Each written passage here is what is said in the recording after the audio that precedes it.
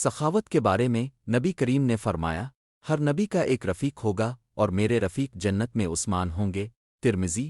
حق کے بارے میں حضرت عائشہ رضی اللہ عنہا فرماتی ہیں کہ نبی کریم ایک دن اپنے گھر میں لیٹے ہوئے تھے اور اب کی پنڈلیاں ننگی تھیں۔ حضرت ابو بکر رضی اللہ عنہ آئے، اب اسی حالت میں لیٹے رہے اور ان سے باتیں کیں۔ حضرت عمر رضی اللہ عنہ آئے، اب اسی حالت میں رہے اور ان سے بھی باتیں کیں۔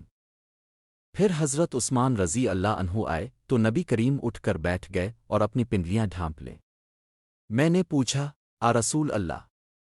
حضرت ابو بکر اور حضرت عمر آئے لیکن آپ نے ان کے لیے ایسا نہیں کیا۔ تو آپ نے فرمایا، کیا میں اس شخص سے حق نہ کروں جس سے فرشتے بھی حق کرتے ہیں؟ مسلم۔